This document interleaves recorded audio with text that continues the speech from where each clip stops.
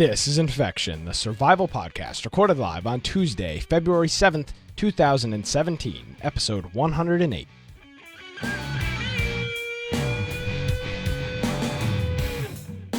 Hello, everyone, and welcome to another episode of Infection, the survival podcast. Infection is your source for the latest information on survival video games. We bring you the latest news, reviews, updates, and more each and every week.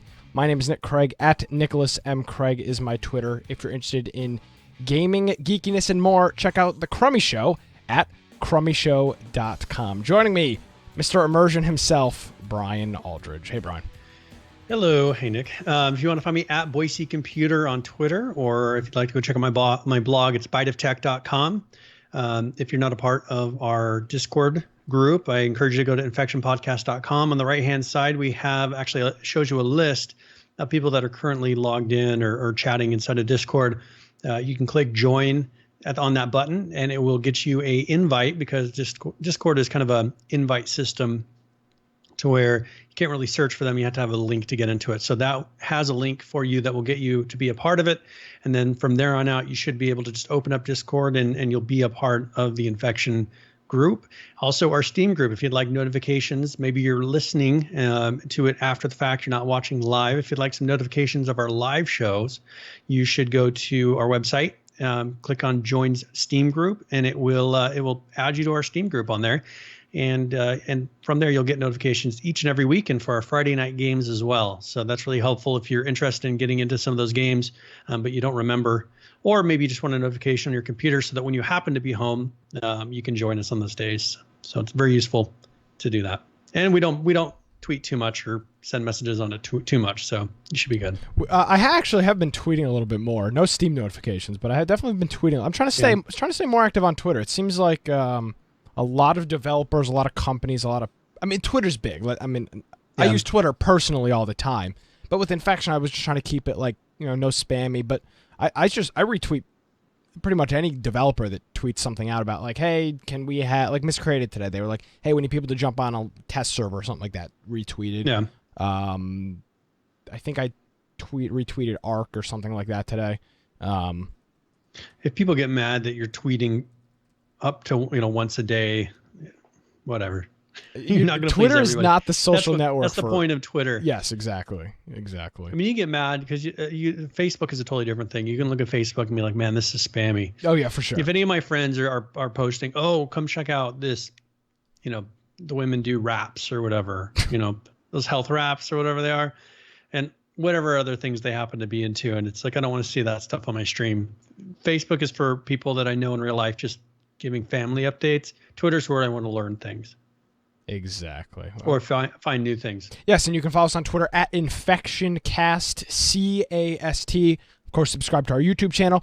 YouTube is going to be really important come PAX time, and we are going to PAX East 2017.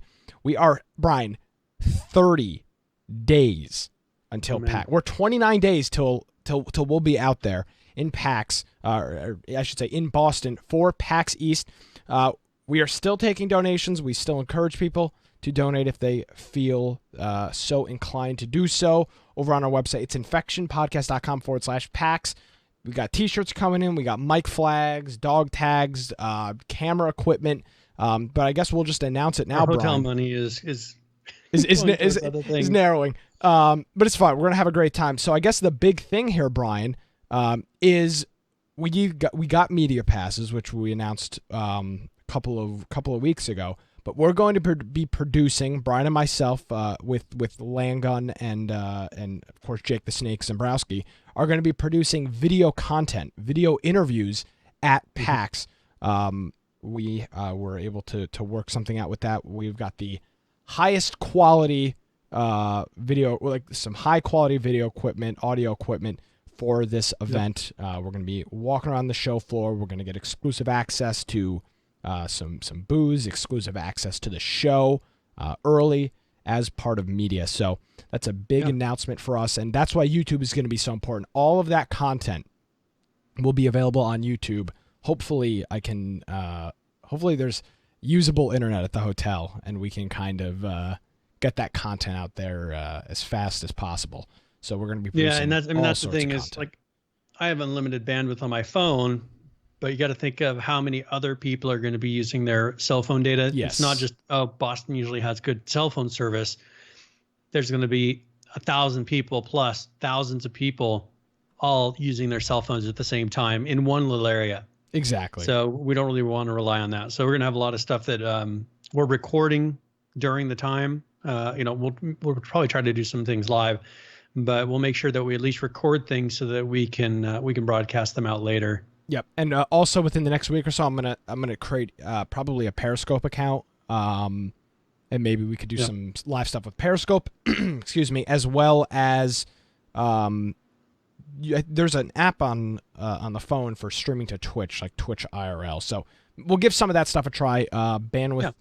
We'll see what happens. Yeah, it all is on the bandwidth. What is available with that? I will have finally, Brian, new internet by the time PAX is here. So hopefully I will. Your house? Yes, I'm gonna have 100 megabits symmetrical by then, most likely. So oh my goodness, we'll be able to get that stuff uploaded pretty quick. Well, I was actually just saying before the show when you were getting ready that I saw they announced that new 4K webcam. Yes. For Logitech, and I was saying if I got that, it would probably crash out your internet connection, so that wouldn't. Now, see, I don't have my internet's not that. I have 50 megabits down. You're incoming, yeah. So mine going to you would be fine. I think you're pretty close right now to your limit on your outgoing. I'm on my limit, but that will hopefully all be resolved within the next couple of weeks. So that's our housekeeping stuff. Let's roll into news, Brian. We do have some news here with everybody's favorite game, Conan Exiles. We had a great week. I guess that's up for debate if we had a great week or not. We had a week with Conan Exiles. There was let's see. So I'm trying to remember what was between this show and last show. Last show, the game was launching after the show last week. We were anticipating the launch. Brian and I were able to jump on a public server right away, we got a tiny little base built up, and then that's pretty much when all hell broke loose from the server standpoint. There's a pretty extensive community letter here from Jens Erik, who we were fortunate enough to have on the show a couple weeks ago, and I'm going to read through most of it. So these are the first few days of early access. They've been an absolute whirlwind. They say the game is super popular, which we covered that it was, but it was way more popular than they were anticipating. So that was a pleasant surprise for sure for them. But as you all know, it has uncovered some unforeseen issues that we are working very hard to resolve. We have already released several patches, which we will cover in a couple minutes here, and the entire team is working on getting the next one ready. We remain 100% committed to the early access model, which is important, very important with this, because there could have been a situation here where I guess they were thinking, hey, maybe something isn't going to work here with early access, but they're committed to that model, and that means they're going to continue listening to the community and making sure that they improve the game's consistency. Right now, they're focusing on more pressing issues like rubber banding, disconnects, and other server-related issues. And as soon as they have those under control, they'll start looking at things with gameplay. Unfortunately, due to the overwhelming demand for servers and their needs for administrating them, the official server partner, which was Ping Perfect, who I'd never heard of before, Conan Exiles. I guess they've been around for a couple of years, but I've just never heard of them. They were unable, and I'm reading this directly from their notes now. I'm not making anything up here. They were unable to deliver the level of quality and service that we required. Because of this, they have mutually agreed to end the partnership. We are in the process of finding new partners with the ideal hardware we can move the existing games database to. However, due to the high demand for Conan Exile servers, many hosting companies are simply out of the hardware that we need. Such process may take a few days. It was an absolute disaster. I think, to say it lightly. Now, the good thing is Funcom was very forward with the information. They didn't hide. They didn't, unplug the Ethernet jack at their office and say, oh, geez, the internet's out. No updates for a week. They were continuing to roll out updates. They have, I believe they found a new server host. I believe they're using game servers. I believe that was rumored. I think that's true. It's gameservers.com, I believe, is the new official host for the Conan Exiles servers. If somebody can check us on that, but I'm certain. I think it's been announced publicly by now. If not, it was a rumor that was circulating around. Yeah. We're not journalists, so we can cover that. So it was going to be gameservers.com. As of right now, we're recording this show on February 7th. The official servers are still not up, to my knowledge. So it's still an ongoing issue. Fortunately for them, there's like thousands of unofficial servers that people are running. Yeah. I don't think I've ever seen so many official servers on a game. Imagine if they didn't have those available. Oh, they'd be screwed. People would have dropped the game. Would have asked for refunds and crazy. you could have easily asked for a refund if there was no servers available. Their asses were totally saved by people that were hosting servers. People like Unicorn Joe, people like MJ in our community that were hosting servers. Because without it, there would have been 0 servers online for Conan Exiles. Okay, so let's discuss this for a second, because it's easy to blame the server host. Yep. Right. How much of this is partially that maybe the server hosts aren't giving enough power, or whatever it is, bandwidth, maybe they ran out of bandwidth to the game, or is part of it that maybe they don't have the game optimized enough to where it's using too much bandwidth and it's using too much processor to run? I think it's a combination of a bunch of things. Ping, again, I'm not bashing Ping Perfect. I've got no vested interest in Ping Perfect. I don't care. I don't care if they're successful. I don't care if they fail. I'm neutral on. Of course, I want them to do well, but I've got no skin in the game here saying this. They clearly were not. They were either lying about this was a hardware issue from all accounts that I've read. They just did not have the hardware, and the reason I believe MJ who ran his own server, right? Yeah. He didn't have nearly as many issues. No, and he's running that on only a 20 megabit connection. So that's what indicates to me. So I mean, that kind of gives you a little bit of a hint there. Yeah. That his computer would have had issues, similar issues, if it was purely down to badly optimized game code. Exactly. So I do believe, I genuinely believe that this was a hardware issue, and Ping Perfect was unable to perform at the level that they were expected to. Originally, Tuesday night, servers went up, 70 player cap on all the servers. I would say maybe Thursday or Wednesday night, they dropped that to 40 players per server. Yeah. So they essentially cut that number in half right off the bat, which again is another indication of hardware issues.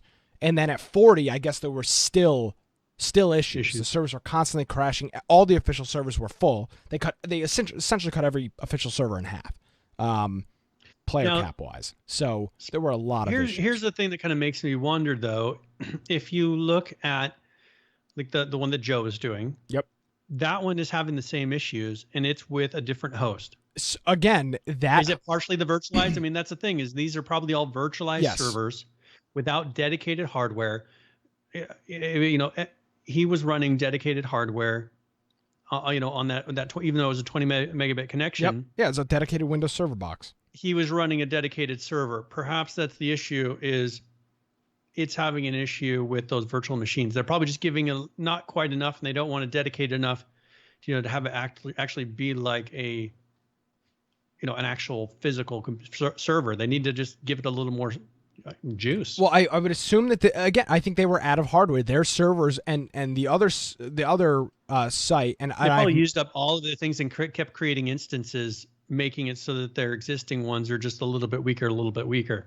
I mean, there was clearly some type of hardware limitation, memory, CPU cycles. There was clearly a hardware, and I have no problem throwing this company under the bus because they suck. Survivalservers.com. Okay, what about bandwidth? I mean, it could have been they didn't have enough bandwidth. I don't think it was bandwidth, because their site was going down. You think that they're hosting their website on a game server?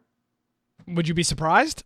with the Probably not. with the level of support that we've seen from survivalservers.com, who are actively not responding to support tickets. Their website was returning a 502 for like a day and a half. Yeah. PH is saying, blame the ISP.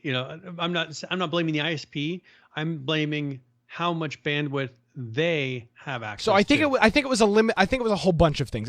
I'm convinced it was a hardware issue. Bandwidth could have played into it a little bit as well, but I heard zero issues from MJ about bandwidth. And he had, at one point he had 60 people on his server on 20 megabits. But I'm saying no problem. Across all of their servers. Well, again, if they're running this on a 100 megabit connection, out of some data center. Well, that's the problem. Well, that's the problem. Well, that's the problem is that they didn't properly allocate for it. If you could run 60 people on less than a 20 megabit connection, then that's not a bandwidth issue. Game wise, I'm just thinking across all of them, they may have run out of bandwidth. They may not have properly assessed that all of these servers at this point in time are going to be active. Yeah. It's not like websites or like email to where, okay, you have this much bandwidth, I can put a bunch of people on there, because most people aren't using them at the same time. This is launch day of a game release. Yeah. Everybody's going to be, there was 230,000 people playing at one point. Yes. At once.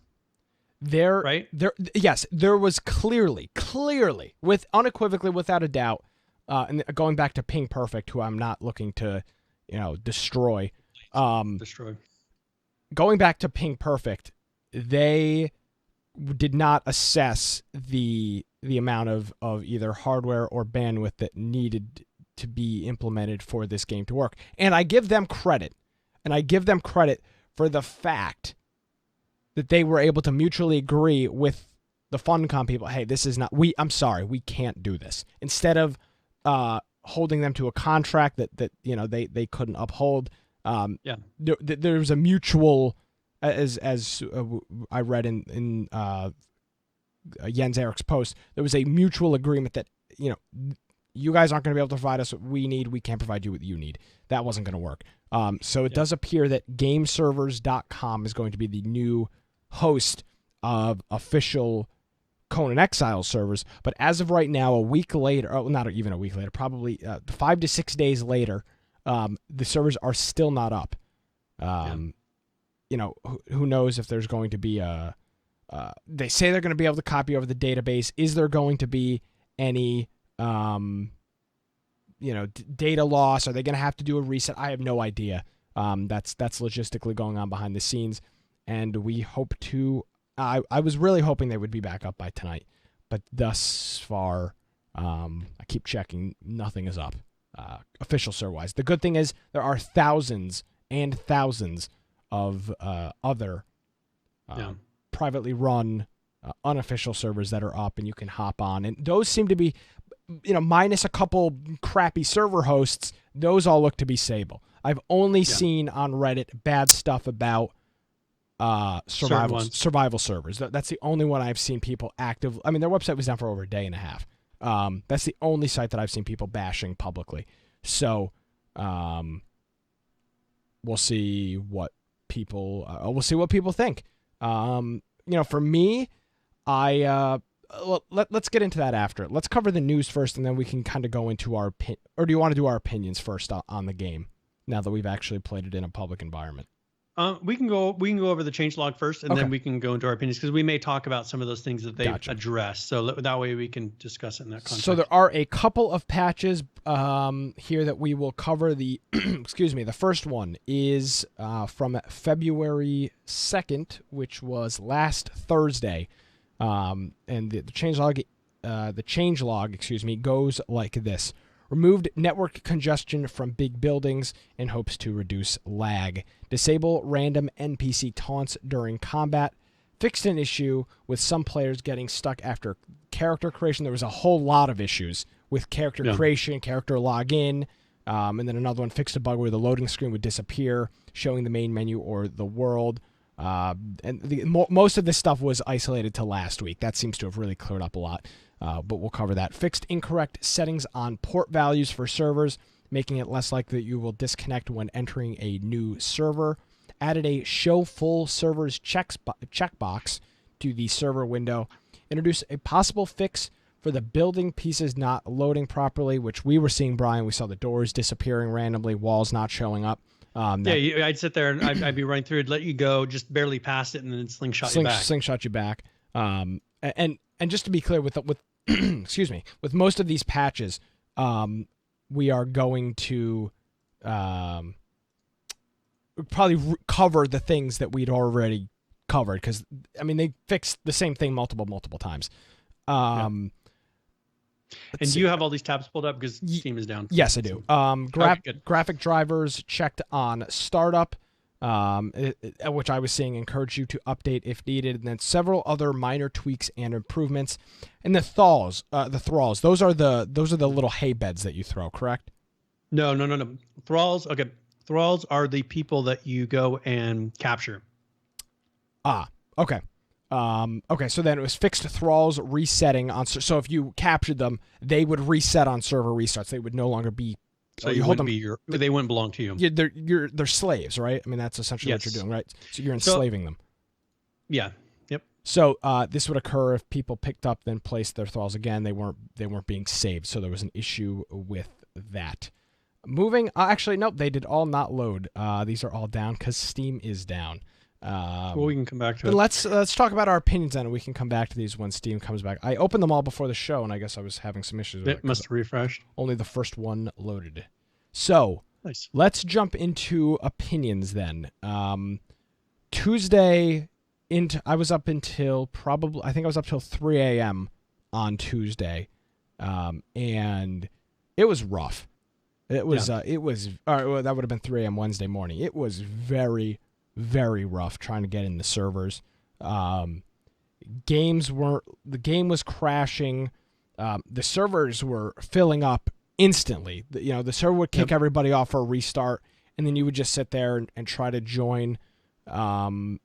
You couldn't join through the launcher. Sometimes you had to join through the Steam server, which I still think they're still having issues with, joining through the Steam servers list instead. So we were having to go through. You go to Steam, you go to a server list that's up in the Steam menu, and then I would go and add it to favorites so that I could join from there, because there wasn't a way otherwise to join the game. And then, as you were saying, people were.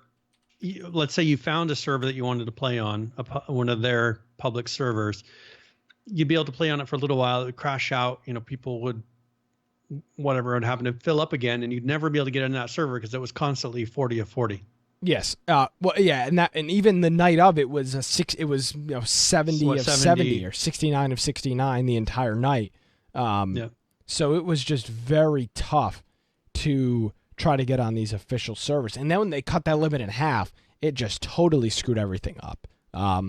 So that was Tuesday, Wednesday. Honestly, because of all of these prolonged server issues, I really haven't played the game a whole lot. I've almost burned myself out because I've been to level 10 on, I think, 5 characters now before the servers just have issues. And so that's been frustrating, because you'll go and you'll play, and then, you get up to 10, 11, up to maybe 12. And then we're starting over on another server because the server either quits working or it's full constantly. And it's just like, I want to discover the game past that, but it just keeps resetting for me. And I'm tired of doing level 1 through 10. Yeah. And that's kind of the boat I'm in. It's not that I think the game is bad or I think the game is never going to be good. It's just, we're just not getting a stable enough server to play past that. Yeah, we're not getting anything done because every game is every server we're we tried the official server, that lasted about a day and that was gone. And then since then, we've had the issues with the survival servers. So I just like Brian said, I just have no interest in making another 4x4 wooden or stone base again, getting nothing done again. So I think the general consensus. Like Joe points out, he's like, server admin Brian, you can give your XP to your character. I've been trying not to cheat. Well, it's not trying. I've just been not cheating. You know what I'm saying? Tried so hard not to cheat. Well, it's like when you're tired. That was my 5th time, and I have server admin access, and it's like my 5th time going to level 10. It's such a temptation. because it's like I could just make myself level 10 and then continue, but I'm like, no, I'm not going to do it. So now my character is, I think, level 10 from playing the time that we got to play. Yeah. So, oh well. I want to like this game, and I'm going to like this game, but I'm not going to play it, and I'm not going to bash my head against the wall trying to join certain public or private servers as they go up and down. I don't know if you were. I wasn't around for the game night Friday night. There were some people playing. I don't know what they really accomplished. I assumed servers were going to be stable by then, but they were not. And I think Steam's back up, so we should. Yeah, it is. Well, we might as well finish the opinion stuff now and then move on to it. So, other than that, I haven't played a whole lot. I've just been waiting for these servers to go up and be stable. Hopefully that's by this weekend. I'd love to get some hours in on this game, some serious hours. Not just playing it for 25, 40 minutes here, an hour here. Get some serious 2, 3, 4 hour sessions in on this game and check it out, because unfortunately I haven't had a chance to do that. Yeah. Well, and I don't know, that's where you kind of have to decide, do you want to do a little bit of a, because our first game that you and I played together, that was, I think, a 3x server for resources. And we got up is to that level, what that was? Okay. Mm-hmm, we got up to level 12 or 13 in that afternoon. And so that felt much less like a grind. And we didn't want to decide, do we want to go and like kind of see everything, like do it to a 3x so we can go through and kind of figure out the game, or do we want to drag that out?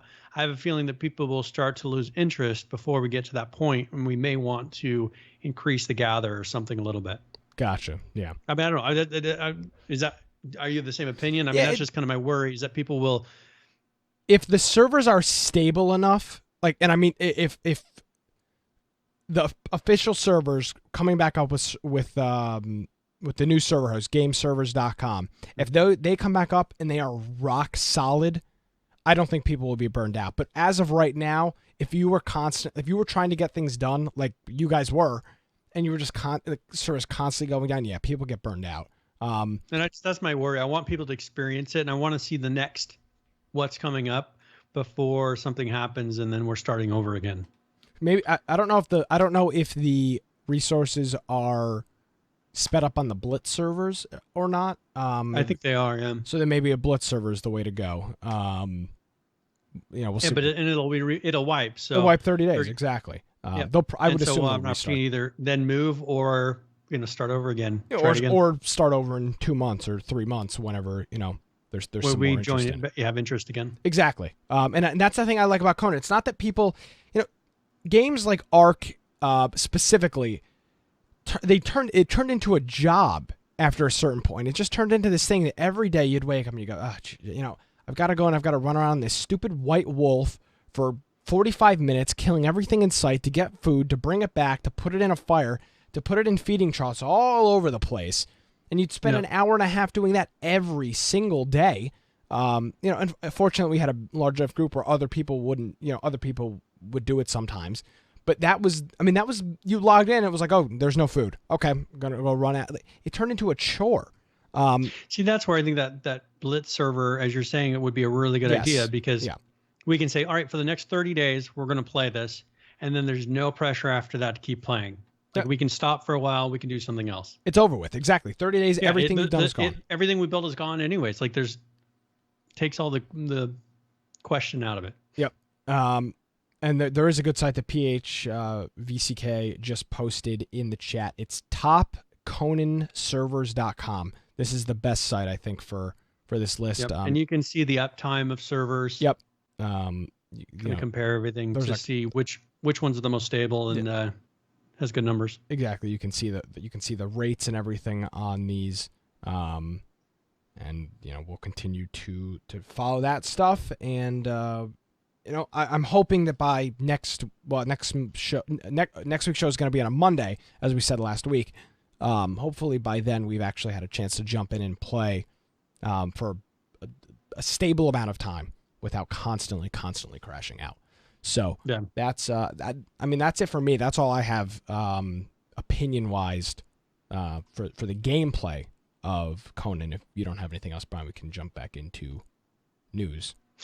Yep, let's go back into it. All right, so this was February 3rd, another patch. This one was fixed for a server crash that resulted when players entered specific areas of the game. They didn't, getting into any detail on what now, areas. Do you like the way they're doing these patches as far as the date? So it's not like here's one difference between ARC, which is numbers, so like 524 or whatever it is. This is doing it to where the patch number is the day, and then they'll do A, B, C, D, E's all the way after that. Yeah, I'm not a huge fan of that. And actually, as you say that, I realized I stepped over one because it's the same date. So I actually stepped over February 2nd A, which I don't like actually now that I think of it, because it just sounds stupid. It's 02/02/2017 A. You will now be able to click through on the screen pop-up message. It will no longer possibly destroy your sandstone building. It will no longer be possible to destroy your sandstone building with stone or iron weapons. Steel weapons will be able to destroy them. It will be no longer possible to destroy sandstone buildings with iron or steel weapons. It will require explosives to do that. So that's the difference between sandstone and sand brick. Sandstone is the regular stuff you make with just the going in the rock and wood. Is that what you make? And stone brick is on top of that. Weapons found in chests will not be able to hurt sandstone buildings. Those are the original tier weapons. Projectiles, those are arrows, will no longer do damage to buildings of any type. So no matter the strength of a building, arrows won't do damage. We've added a players list GUI to the admin panel. Admins will be able to use this to get a list of all the players currently connected to the server, because previously you'd have to go on one of those server list websites or click through Steam to see the list of people that were playing. That wasn't ideal. February 4th, new patch. The changelog for this: optimized network traffic, which should help with performance.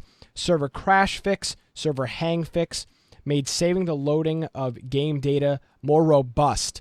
There were a couple servers, if you look at that top Conan website, that'll say, wiped 2/5/17 because of data corruption. So there were definitely some issues with servers. As they said, the server crashed and the data was getting corrupted. So there may have been some issues with that. Hopefully everything seems to be a little more stable now. Added additional... And actually I ran into this on mine, where I had my character die like seconds before the server crashed. And when I came back, my character was still where I died, but I had no gear. My bag wasn't there because it didn't register that I died. I had nothing, but it showed me with full clothes. But I couldn't take anything off. Really messed up my character. I haven't logged in since. So I don't know if my character's broken or what. We'll find out. Yeah, we'll have to... So I think my character might be corrupted, so I'm not sure if it's going to work correctly. Interesting. We'll have to see what happens with that, but hopefully that's a little more robust. That's always tough with server crashes. How does that data get dumped? With the server crash, it's just how they handle the crash itself. And that's one thing with ARC they've done a pretty good job of. Yeah. It seems like when a server crash happens, you don't lose anything. You may go back a little bit. Now it's funny. I did see, what's her? Is it Jenny at ARC? On Twitter, said they had to restore dinosaurs on a couple official servers because something happened just earlier this week, which is pretty funny. You don't see that very often, but it was something. They said server numbers, like it was like 186 through 189 or something. And dinosaurs have been. It's weird. It's like it's only like a couple servers. Like they'll be like, well, they probably are grouping some of them together, so it's probably one server cluster.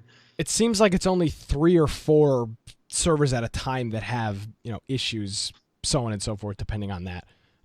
2 more patches here on the February 4th update. Added additional troubleshooting information to the server logs. Those are for you server admins.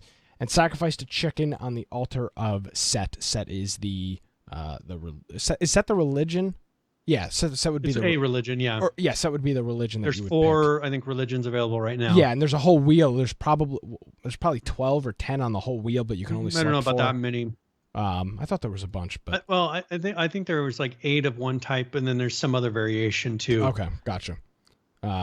So another patch here. This is February 5th. The network. This is the trend. Network usage optimization, server performance optimization, server usage optimization. They upgraded from SQL Lite 3.92 to 3.162. Quite a jump in versions. There's obviously some issue going on with SQL That must have been the version that they started development under, and they probably never updated it, and they're like, oh, or you were regretting the update because updating databases isn't always the easiest task, and they eventually moved up. That's the thing, is it probably when they started the project, it was the current version of SQLite was 3.9.2, so they probably just have been developing under that the whole time. Yeah. And we're like, we don't want to, don't bother with it. They didn't see a problem. And obviously there was some issue that came There was up. some problem. Players with high strength should now be able to knock out NPCs with the Tertian, which I believe that was the thing you had. That was like the spear. Truncheon? Truncheon. That's the spear thing, or that's like the question mark looking thing that I think your god creates. Instead of killing them, because that was the thing. Yours was just kind of used as like a regular melee weapon.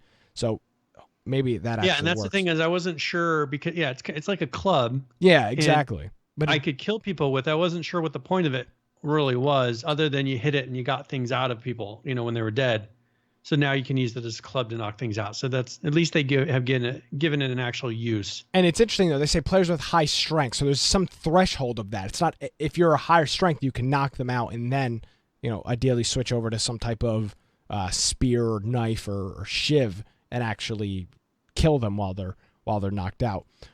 The cutlass and the phallus should not falcata, whatever, should not be allowed to take T1 building damage T1 buildings anymore. I don't know what tier 1 building. So that's the sand, that would be sand, the most basic ones, because I remember I actually sent him a message. I was talking to Jens at this point in time, and I was like, okay, so first of all, you can punch. This is when we were figuring out you could punch buildings, and breaking them down. When you couldn't hit them with certain weapons, and you could, and damage them, you could just go punch them for about 30 seconds, knock down any wall on people's bases. Then at the same time, I was telling him we were having trouble with the server host, and he was like, well, you should contact their support. And I told him, well, you have to have an account to contact their support, so they won't even. Because it was their official server that was down. Yeah. And I was trying to tell them, and they wouldn't even talk to me, the server host, to tell them that one of their servers was down. Gotcha. So anyways. Yes. I love that. Let's see. So players should now be able to join password protected games from the Steam server list, which that's how everybody was joining servers at one point. They fixed the Steam protocol connection, which is Steam //connect/IP handling, so that worked. So when you can make an actual link. Yeah, when you go on like all of the for example, they say topconanservers.com. When you go on that website, there's links to join. Those should work now. They handle the Steam protocol for joining servers now, which is great. Fixed an issue in the land claim system that could allow players to build too close to another player. This may result in some lost building pieces if they overlapped into land that had already been claimed by another player. We had some issues with the game state getting corrupted on servers in certain cases. We've made the interactions with the game database more robust and added regular checks for integrity during runtime. Talked about that in the last patch as well. We've added some cases where this would happen, but we are still investigating it to see if there's any other possible occurrences of that come up. As a countermeasure to the system, since already corrupted databases will not automatically be recoverable, we've implemented a recovery system on server startup. And I'm going to get into this just because it's affecting people, because it's not uncommon that servers are getting corrupted. On server startup, if a game encounters a corrupt database, it will attempt to recover it to the last database backup that is not corrupted. That will make the status of the game to be reverted to a previous working world state, which may result in a loss of progression. To help with this, the game will now be creating database backups much more often. It sucks. You may lose some time, but you're not going to lose the whole server. So everything's not going to become corrupted. You may lose a to start couple over. hours, but you won't lose everything, which is I'm great. sure they're doing like 10 minutes. I'm sure probably. now it's fixed. But previous to that, you would have probably lost an hour or something at a time. These are temporary measures while we keep working to eliminate the database corruption altogether. Thank you for your patience. It's interesting, Brian. We played a lot of Ark, and you always would lag and rubber band every time the server saved. Haven't noticed that once with Conan, unless the server is crashing when it's saving, which is a possibility. That could be what we're noticing. I haven't If they noticed were doing it every 15 minutes and we notice it crashes out every 15 minutes, well, then maybe it's possible. But I haven't noticed. And in Ark, it became to server. I don't remember what we used to say. Something like server backup, and it would just be like 10, 15, 20 30 seconds of just like pausing, waiting. And if you were in a PvP battle with a dinosaur, would you just kind of hold your breath until, and then you would see the result 30 seconds later. You got to think of the numbers the Ark is dealing with the number of bases and the number of things that they're storing currently. If you look at the Conan servers, these are all fairly fresh. There aren't super mega bases everywhere. There's not thousands and thousands of things placed everywhere. So their backup should be fairly non-laggy. I mean, they only should be like a megabyte, couple of megabytes on the server, versus you could have a 100 megabyte backup that's happening constantly, on a big, huge Arc server. Yeah. So, and one thing the Arc did was they had optimized their backups, and this probably is what made a big difference, is they optimized their backups to be much smaller. So somehow they figured out a way to save things, taking a lot less space, which you got to think when it's then writing a 5 megabyte file versus a 100 megabyte file, that's a huge amount of less processing the hard drive has to do just, in that second. So I think that's where we notice a big difference, because now if you look at the Arc backups, they're actually quite a bit smaller than they used to be by over, or under a quarter of the size. I mean, they're a lot smaller than they used to be. And I think that's why a lot of that rubber banding is gone.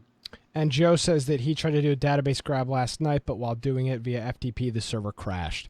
So he was unable to. He was unable to grab the data. It may have not crashed. It may have restarted. We have we have Joe's server on a 4-hour restart. So every 4 hours, if it doesn't crash in between, which it seems to do almost exclusively, it'll restart every 4 hours, which seems to be. At that time, it seems like maybe even 2 hours would be better, but who knows? 2 more quick patches here. This was February 6th.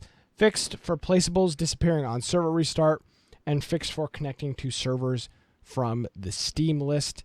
And then finally, bringing us current February 7th. Fixed potential server crash with the chat system. Fixed a server crash that could occur when actors left the world. Postpone Steam connection until the map is loaded. This should help on servers timing out. I think that was a lot of the issue. You getting kicked back to the main screen was that you were just timing out. It was something was holding up, and you were just timing out. So you think, oh, the server's broken. It's not. Something on your client is wrong. There's some handoff issue, and you were just timing out. They built a timeout, and of course, you don't sit on a screen for 4 hours. Physics X. Well, and that's a funny thing. Do you remember in H1Z1 where it would the timeout would be like, you're running around, you've disconnected from the server, but it's letting you still run down the street. Yeah. Like the server would never tell you that you're disconnected. They're letting you run down the street, run into buildings, and do all these things, and you're not even connected to the server. That shows you the difference of H1Z1 doesn't even have a real timeout. Like it lets people keep doing things. I think they have a timeout on server connection. This is on server connection. So that's the thing. But I'm saying in the game, like you could disconnect from the server inside of H1Z1. It still lets you go and do stuff. Yeah. And that's where people are doing like lag switching. Then they kick their connection back on. And it says, oh, you're over here. Okay, I trust you. Yeah. Because they're trying to cheat. When the server goes down, the server just goes down. It just kicks you out of the game. Seemed to be interesting. PhysX will now run on multiple threads on the server, which should improve performance. PhysX would only run on one thread, so you would have one thread maxed all the way out, and all the other ones maybe not doing as much. Thralls will now attack other human NPCs, aka hostile animals, other tribe, those NPC tribes that come up to you, and then Thralls now change ownership on joining guilds. Fix an exploit that could occur when players crafted foundations. And when joining a full server, that server will be favorited automatically, which is cool. They've added that as well. And then there's a PS on the bottom of this. We're working on removing the crafting station bug that creates phantom versions of the items you're trying to craft. If we didn't, which we ran into. If we didn't, I played today. I still have that hammer. We had about 25 hammers that didn't do any damage. Well, the queues. So you would queue one thing to be crafted, and it would just fill up the queue with 30. But you wouldn't know how many actually. And you couldn't really cancel them, and so that was an issue. Then we all of a sudden had all these hammers, but only one of them. So it was kind of like I think I have the only one. You had the one that will actually work. Oh, so we I had didn't all these realize ones that did 0 damage, and then Nick had happened to have grabbed the one that actually did anything. Oh, well, that makes me feel a lot more important than I should. And then there's just one more quick thing here, and then we will jump off Conan. This is just a quick statement on patches, again, from Jens Erik. As most of you know, we have been a long-time MMO company, that being Funcom. Our instinct is to always patch during off-peak hours when the least amount of players are online, so the inconvenience the least amount of people. In our rush to get fixes out to you, we've never really stopped to think about the fact for Conan Exiles we have thousands of unofficial servers. They're saying they have over 9,000 of them. This was February 4th, so this was a couple days ago. That actually require the server admin to get them updated. That's our bad. So while urgently, critically fixes will go out ASAP, we'll try to be better about timing the less critical patches going forward. Of course, that means that we'll be patching when more of you are online, so that you can keep it updated. The problem you have is that they're in Oslo, Norway. They're 7 hours ahead of East Coast time, so they're patching. They patch early morning. In Oslo, 9-10 o'clock in the morning their time. It's 3-4 o'clock in the morning on the East Coast. People are not on, and it's even earlier on the West Coast. So you have American server admins that aren't able to do patches. And I don't know how they're going to deal. I don't know how does Arc deal with server patch. I mean, you have a client. That I control it. So all they do is publish it to Steam. Okay. And then I can update. The issue comes in is when clients update, those new versions of clients can't connect to an old outdated server. Gotcha. Or if your server updates, they can't connect with an older client. So it kind of has to be timed. So I have mine that it was checking every hour for updates. So if a server update came out on Steam, it would update, restart the server, and that's how they should be doing it. Yeah. So we will. So we'll see. I'm sure that they're starting to learn, because this is probably one of the first games where they've allowed other people to do patches like this. Yep. And just to rebring this in, this is the current launcher, and you can notice a logo has disappeared from the launcher. That would be the Ping Perfect logo, who is their partner in server hosting. I would imagine a game service logo will be added as soon as those servers are up. That's Conan. We gave away a copy last week. As of right now, I'd say there is no reason that you shouldn't buy this game. Server hiccups are happening. But they're not critical game issues that I've seen. Yeah. It's just server issues. And once that stuff is nailed down and ironed out, which it will be, like every other, well, not every other, like other early access games, everything will be fine. Crises will be averted. It'll be crazy. So how they continue to react from this point on is going to be the big difference. I mean, that's one thing where we've always given Arc a lot of praise. Yep. Is they're constantly doing updates. When there's a problem, they fix it. They don't let things keep going, as a problem that they know about. If they continue to do this, and each day, like this week, each day there was pretty much a patch. Yep. If they continue to do that until things are stable enough to say, all right, well, we can go a couple days without patches, then I think we'll be good. I remember saying this exact same thing though with Daybreak at the time. With some being Sony Online, I said, they've got a lot of problems, but as long as they continue to put out daily patches, daily updates, then I have no issue. But that's where Daybreak dropped the ball, is how long do they go without patches now? They can go a month. without a patch. We'll talk about that. Yeah, Okay. I've got some opinions. So that's Conan Exiles. Do you want to do a game giveaway now, or do you want to kind of run through Arc? Nope. Let's go ahead and get the raffle started. Okay. So we will do a. So I updated our giveaway thing, so hopefully this all works. Okay. I will do. Let's do 40 points. I think that's okay. I've been upping a little bit here and there. I think 40 is probably a good number. All right, so we are going to do gratuitous space battles. It's a fun game. It's available on Steam. I will put a link, so if you want to go check it out yourself. But this is gratuitous space battles. Let's see. I think right now it's $15 on Steam. So it is a lot of fun. It's got good ratings. It's an indie strategy simulation sci-fi space 2D game. It's a fun game. So if you don't have it, I encourage you to go and enter the giveaway.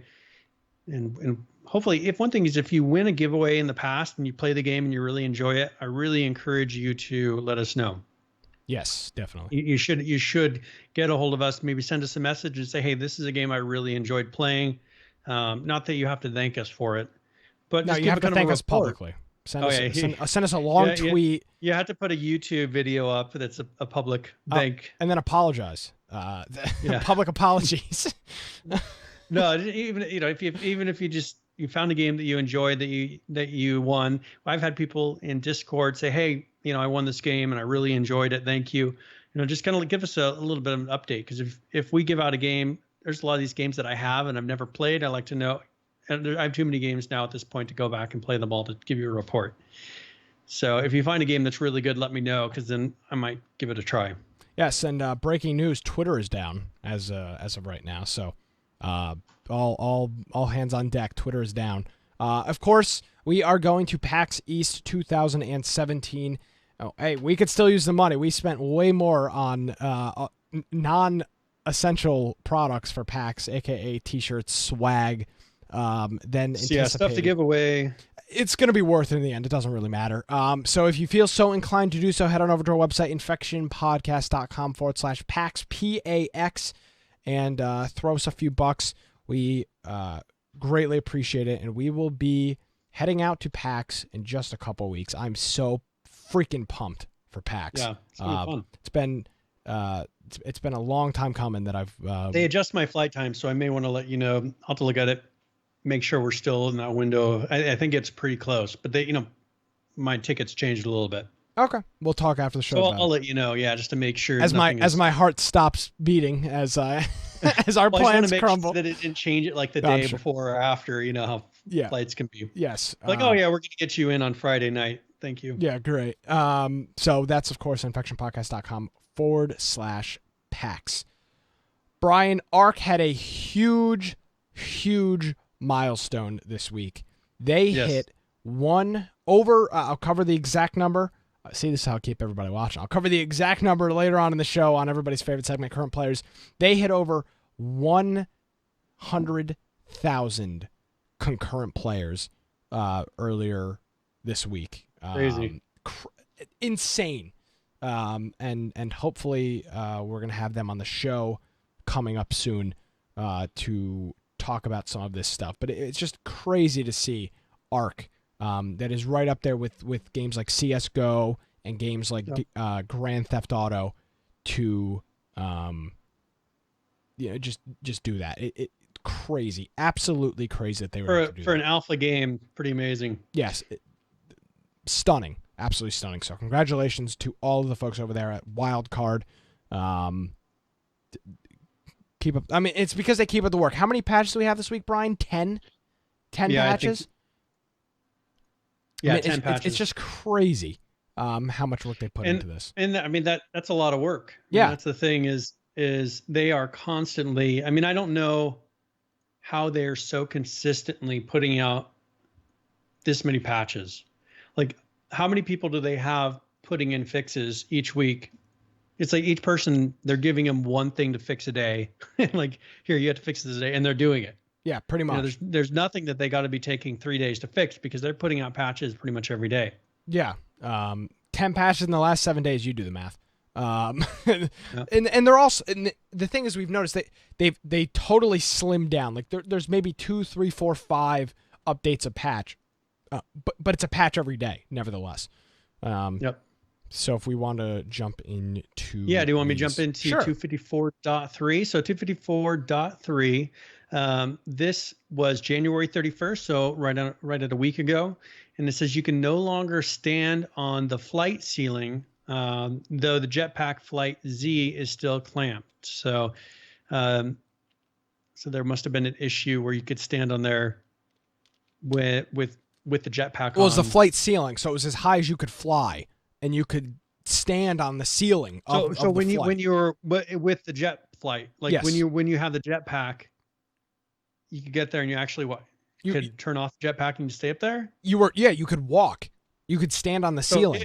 it would get you just above it. Yes, and you could stand on the ceiling, Hmm. the flight ceiling. That's how I decipher this. So they must have let you just get past that just because of the jetpack was something they were doing. Exactly. It was Would have stopped. exactly.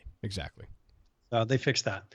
Single player non-dedicated bosses are reduced in damage and effective HP by 67% because they're trying to make it so it's more likely that someone can go into a single player game and actually do the end game content is what they're aiming for. It says you can no longer trim hair from dead bodies, which I don't know why. I mean, Yeah, whatever. I guess it should be sadistic.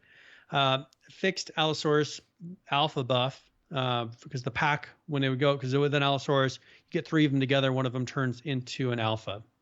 So that buff was not working, and they fixed that. Tech boots now consume element automatically for fall damage, and so it pretty much uses resources when you fall with the tech boots. Note you do have to manually load them for climbing grip. However, veg cakes, which we heard a lot about a couple weeks ago, are now consumed by herbivores. Again, that somehow that broke with this last patch. They fixed the center destroying structures on floating island in PvE, so it says it's not retroactive. So if yours were destroyed, you'll have to either restore from a backup or replace them. Fixed another case where the mods would crash, particularly weapon mods. And then all players floating names for admin spectator mode, when you fly high up, now are defaulted off because it costs server performance to have those on. But you can enable it if you do that cheat command called show all players true or set show all players true. So that is 254.3. And then 254.4, this was on February 1st, so the next day, they fixed an issue with the ballista ammo, and then they made tamed Pegomastax targetable by wild creatures. So a tamed one, you could walk around some really aggressive dinosaurs, and it still, it would not, mark as being aggressive towards you. And then they put out a small patch 254.41 on the same day, added a warning label that hair is cut to 0 when changing hairstyles, and clamped hair slider drag length. They said we had meant to release 254 with this feedback, but had accidentally disabled it. And then they improved underlying systems for mod added hairstyles in preparation for Arc Dev Kit release. And then they fixed a mountable turrets erroneously playing a whoosh sound whenever spawned.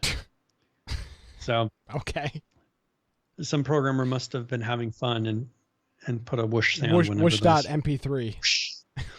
Yep. And then February 2nd, so the next day after that, this is 2 days and 3 patches. Actually 3 days and 4 patches, I think. They fixed certain server stalls during player joins, and server options to disable taming and riding. So they added things so you could make it so you can have servers with zero taming and 0 riding. They're kind of pushing towards a PvP type of a mode that they announced.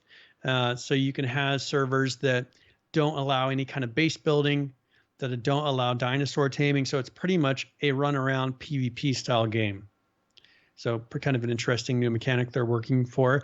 And now you can alter boss element on your server using the following any values. So they put in a number of things so you can actually change the boss statistics. And then they added tech replicator to obelisk inventories.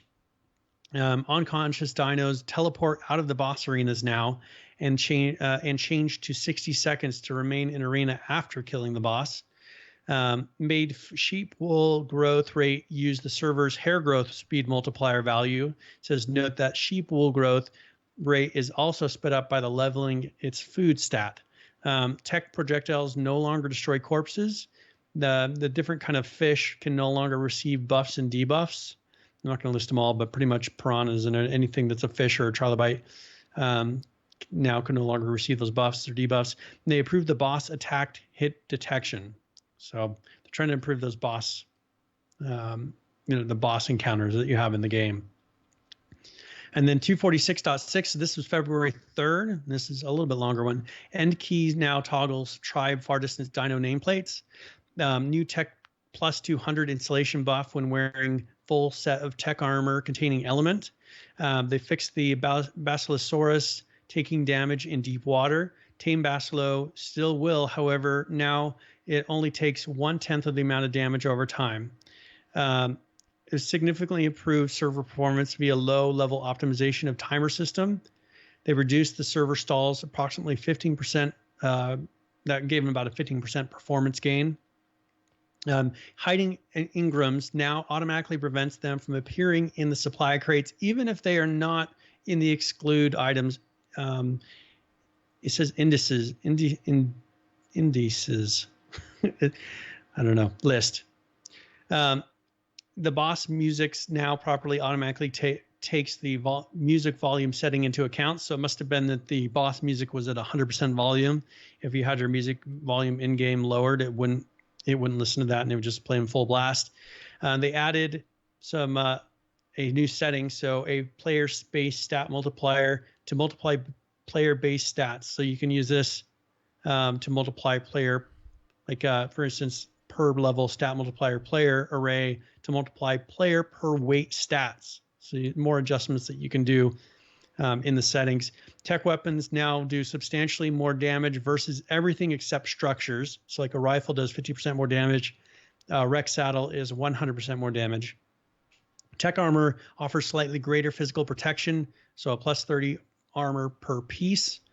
Tech Rex shots take slightly less elements. So it was 6, it's now down to 5. Burn rate of elements for legs and chest reduced by 50%. 50% more time per piece of element.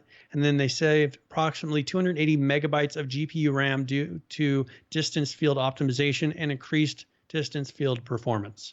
Yeah, I can cover these next ones here, Brian. All right. I can see. Jeez, wow, so many freaking words. Fixed. Excuse me. This is 254.7. This is again February 3rd after the last one that Brian just read. Fixed memory leak. 5 in 3 days. It's crazy. Fixed memory leak and performance overhead associated with low-level timers. Element no longer spoils, and the boss drop approximately 33% more element. Increased damage of the tech projectiles and reduced element costs. All tech armor has had its durability pushed up from 120 to 300. This was just an oversight on their part. It was always meant to be more durable. They just put in a default number and didn't patch it. The tech pants ability no longer consumes element. Element is like the energy that they use. That's how they run. When coming in contact with destroying the destructible foliage, and uses the amount of element for running over time. Added a new wild NPC stasis range. Stasis is the way that they go to sleep. They're there, but the server's not. The server knows they're there, but they're not running. They're in stasis. It means they're not actively. They're not actively being NPCs. Track them all. Exactly. They're not doing anything. Scaling for player count options to scale server performance for more players. So if you have more players on, it makes the stasis range smaller, so that you have to get closer to the dinosaurs before they become active and actually get NPC stuff back. So that was 254.7. Here's 254.71, February 4th. Fix the text rec helmet interacting with walls / clipping, and then fixed another issue with optimized timers. 254.72, again, February 4th. Fix getting stuck when exiting ladders in the single-player / non-dedicated modes of the game. 254.86. This brings us up to today. And one thing I wanted to know, look Yes. at how many internal patches they did. Yep. I was going to say up to that something. point. You went to .72 to .86. Well, So they and must have had something. Well, and it's interesting because that was the weekend. They didn't do a patch on Sunday or Monday, so they had a whole bunch of internal patches between Sunday and Monday, and then we get 254.86 February 7th today. Fixed wild dino spawning, getting crowded out by the tame dinosaurs on servers. Improved server performance by approximately 20% by the final timer optimization and tamed dino optimization. Reduced armor rating effectiveness on the Golem, Bronto, Quetzal, Dodo, Carbo, and Quetzal again by 50%. They repeated. Okay. They called Dodo to the Doed, and then the Quetz they put in there twice. I'm not crazy. Oh, I think. Yeah. I'm not crazy. Whatever. Prevented using a whip to pick up items through walls. That's kind of cool. You can pick up stuff up through walls. And then there's a quick note in here for servers. Versions 254.86 has been an issue that will delete foreign dinosaurs from all save games. All servers must be upgraded to 254.87 to avoid this issue. So this must have been a note they put in afterwards. Yep. And then 254.87. Just one quick one here. Again, that was today. Fixed build issues that were deleting foreign dinos from the save games. They talked about that. Then 254.89. Fixed critical issues where some dinosaurs would eat or tame properly. That was a timer issue that was fixed. And that brings us up to date. 254.89. What a week with Ark. And you know why they have you could ask yourself, Brian, why do they have 100,000 people playing this game concurrently? Because of this. Yep. Because they actively work on developing the game. It's that simple. Yeah. I mean, they have to be working crazy over the weekends. Like there's nonstop. These guys are truly excited about this game.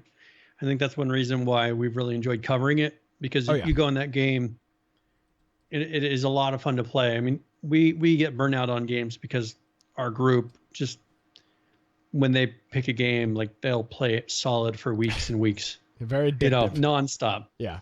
We have an addictive group of people. But this is a game that I think if we could play on a public server, and you've mentioned it, like if there's ever a wipe, we'll go onto a public server and have some fun. Oh yeah, we'll have a lot of fun. But it's really difficult for us as a group because groups get intimidated by us coming onto a server because of the numbers of people that we have. Yeah. And so, when 20 people come onto a server and are playing almost all day, they constantly see your name, your clan popping up everywhere on the server. They get nervous and then they instantly want to destroy you. So I think if we get a wiped where we can have a fresh start and not have anybody who's really a much higher level than us, I think we'll have a real chance. And then we probably would have one where we'd be willing to play over a longer period of time, because you can only play on your own private server for so long. Yeah, exactly. It gets old. Let's do all right, so let's our giveaway. Do the raffle here. Yeah. All right. Valp. Congratulations, Valp. I will send you a key. So he has won gratuitous space battles. And so I will send that to you. Congratulations. Cool stuff. All right. Now that Twitter is back up, throw out another tweet on there. All righty. Let's see what's next on the table. Oh, this is a good one. I've been waiting all week to talk about this. H1Z1. There has been a massive server issue with H1Z1 over the past couple of days. And I'm going to illustrate this with images. Here's a tweet from February 4th. We are currently looking into issues that may be impacting logins. Thank you for your patience. February 4th, if we look at my calendar here, was Saturday. So Saturday, we had an issue, a login issue. Let's move over to February 5th. We are currently looking into an issue which is impacting some players' abilities to log in. February 5th would have been Sunday. And then February 6th, we are still investigating intermittent login issues that are affecting all of our titles. Thank you for your reports and patience. And again, on February 6th, we are aware of login issues affecting all games, and we are looking into the issue. Thanks for your continued patience while we work on this. What the hell are you guys doing? I mean, I just have to wonder, Brian, What for 4 days or for 3 days?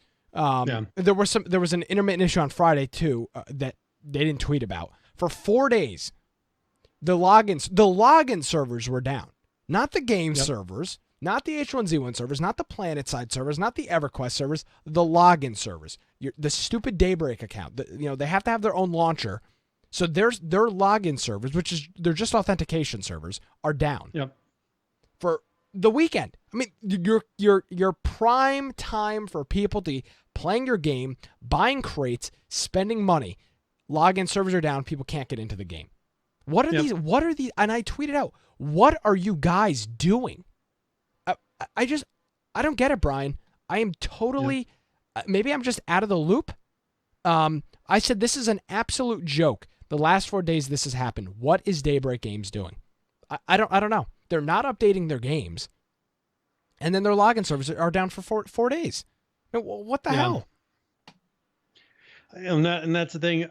I don't know if they're being attacked. Like, I haven't heard that. No, I haven't seen any indication of that. This is more of an internal, like something's going wrong on their side. But how this wouldn't be fixed in such a short amount of time, or it wouldn't be fixed in a short amount of time, just seems very odd to me. I don't see a reason why. So here, I was kind of wondering to myself, why are we not seeing very much progress on Just Survive? And do you think that, because I mean, we'll go into the patches, it's mostly just kind of maintenance of we're fixing little numbers here and there, adjusting balances. Do you think that they're working on like the new base building and all that in the background, and they're going to try to come up with a big patch to kind of pull people back? Do you think that's the reason we don't really see anything new? It's all just adjustments to current content? I like to hope, but I think I'd be lying to myself if I said that. No, I honestly don't. I really don't. I was kind of wondering. I'm like, maybe we don't realize. No, I just think what's happening. No, I mean, you know what? Prove me wrong. Prove me wrong, but no, I think I'd be lying to myself, and I'd be lying to you and everybody watching and listening if I said that. Oh, I am sure, without a doubt, that they are working really hard behind the scenes. I mean, they're doing QAs on Reddit every day. I mean, God, I really, really want to love this game and love this company, but they make it so hard.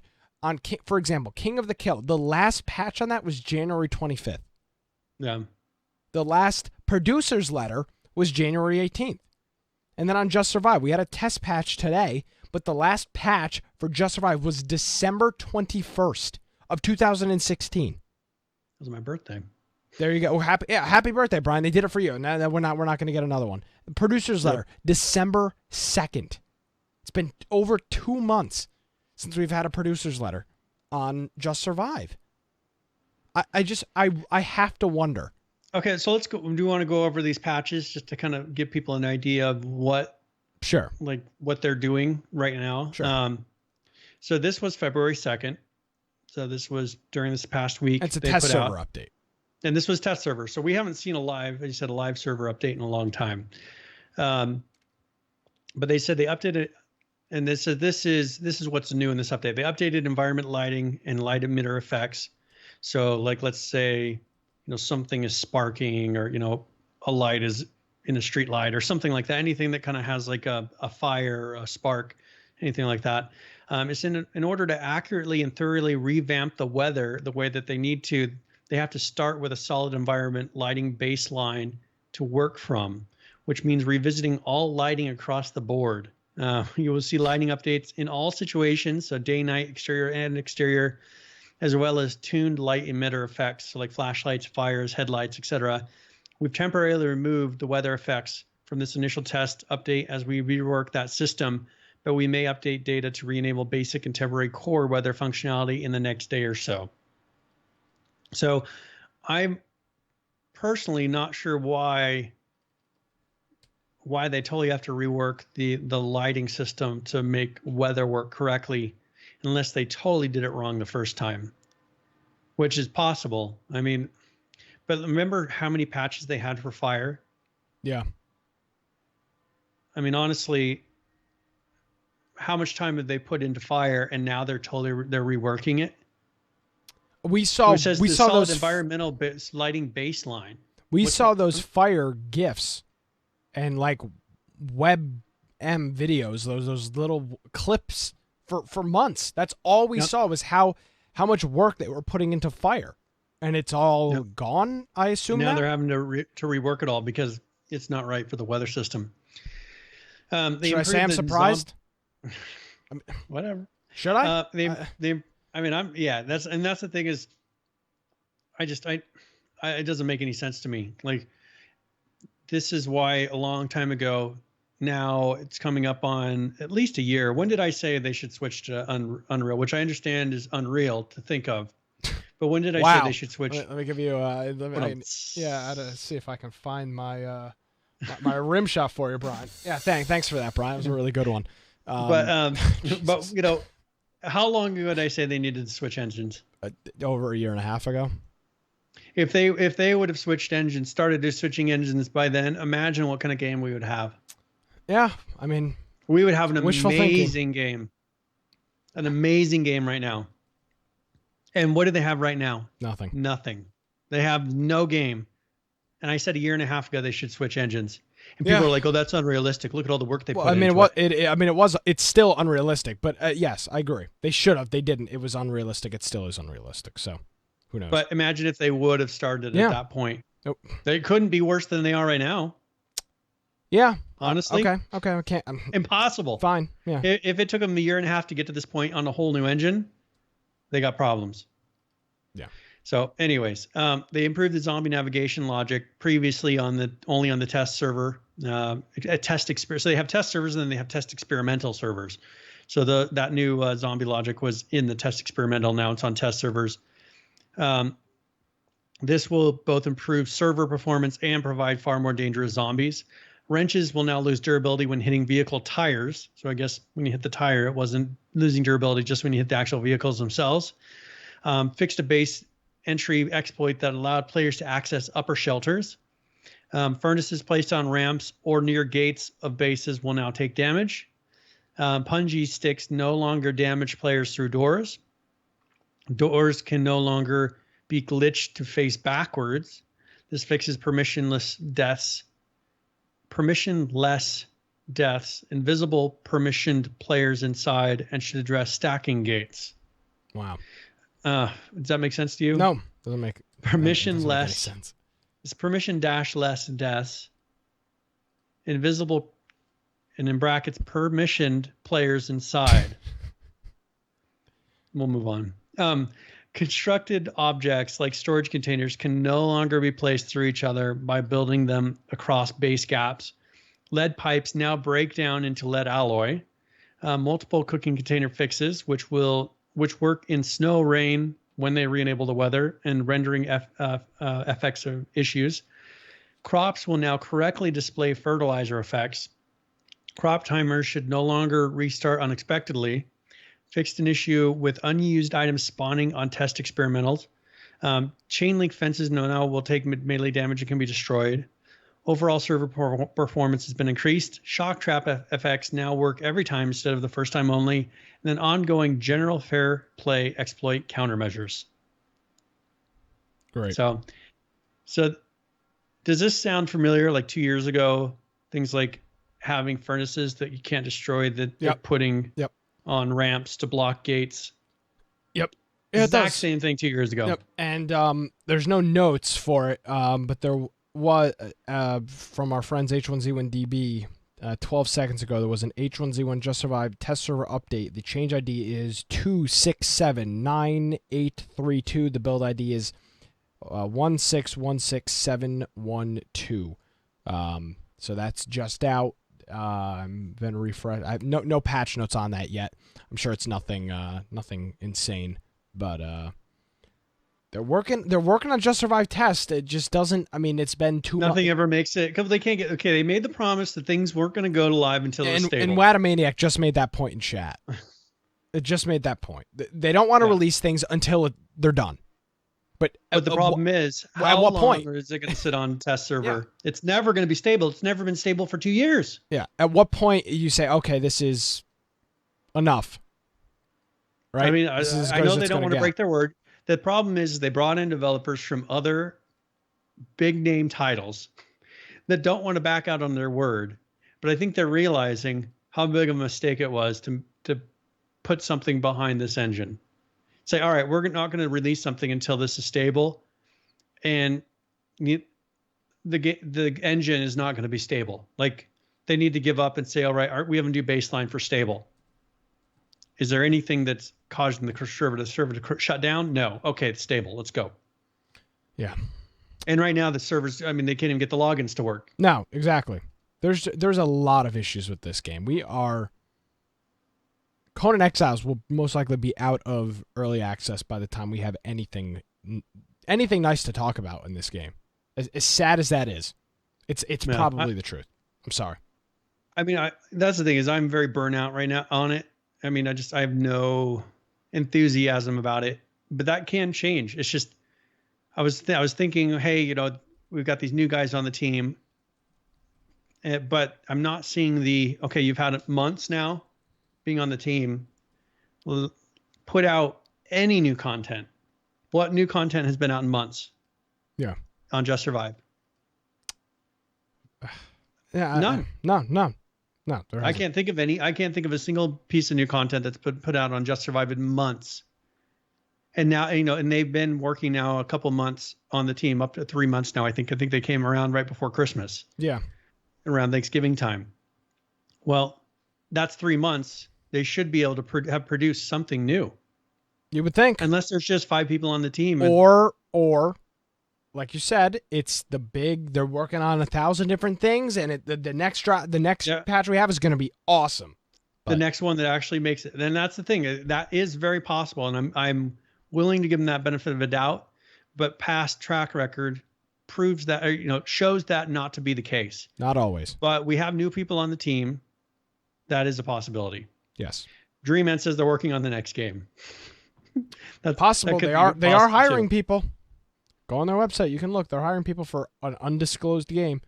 So we'll see what happens. But I am so defeated with H1Z1.